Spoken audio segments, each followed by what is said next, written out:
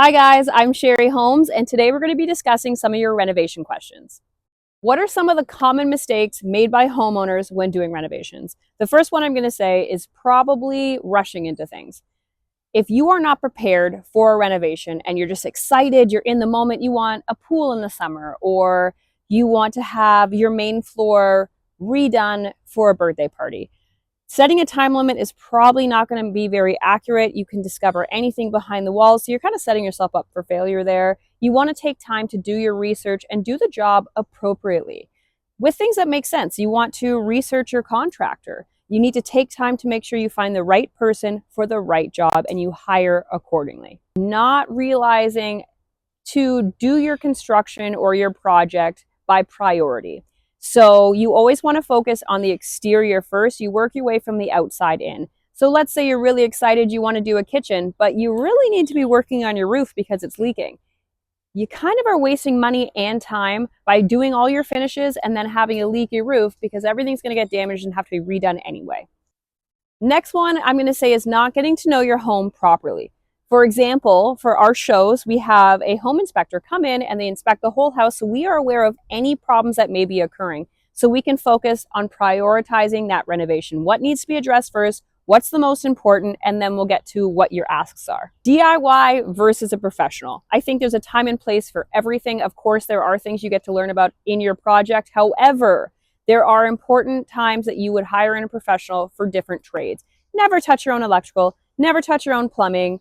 Just be smart about it. There's things you can try. You want to do your own paint. Sure. If you're experienced in some other things, yes, you can do that. You can do your own caulking. You can do your own trim work. But let's just take a step back, make sure we have knowledge of what we're doing or the correct research, make sure we're hiring the right people, make sure we're getting the right permits, and that we're set up for success. It's very important to have a contract. You want to make sure that you have a written contract that you can come back to should anything happen. And let's hope nothing does.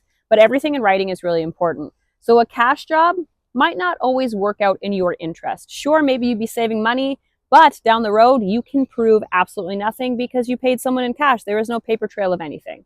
Another mistake homeowners sometimes make is lack of documentation or paper trail. Another mistake would be lack of planning for your future. So if you're planning to grow your family, if you have to look at your electrical because you want to get an EV charger for a vehicle, there's lots of other steps you can take. So let's calm down and plan appropriately. Another mistake, which is a bit of a tricky one, is going to come down to budgets, because when you're doing a renovation, you're not going to know everything that is behind the walls. So it's not all going to be as straightforward as you think it is. It is something that should be communicated properly between both you and your contractor. However, there are reasons budgets are not discussed on our show. If we are pulling drywall or pulling a floor, we can find something behind those walls, or our floors are really uneven. So we have to make sure that we fix those things and address those problems before we move forward with new product. So you have to leave room. You have to leave a little bit of wiggle room in your budget. It's not always going to be in your face. This is how much it is. Things vary. There are other problems you run into. So don't expect a project to be super cheap. There's always other things and other complications that could unfortunately raise your price. Another mistake sometimes made by homeowners is when you're looking for a contractor, you can't just decide you like your very first contractor that you're interviewing. It's important to interview a few, discuss your problems, discuss budget, discuss your plans before you just jump for your cheapest option. One of the things my dad always says is you never go for the cheapest option, and you don't always have to go for the most expensive. It's kind of middle of the road, but make sure you have a good understanding of what's occurring. The cheapest option isn't always the best. Remember, you don't want to cut corners. You want to do things properly. Another mistake that can occur is ignoring permits. If you're doing work on your home, you need to make sure that permits are looked into. Sometimes you can be told you don't need them. Sometimes you absolutely need to have a permit. So make sure you discuss that with your contractor.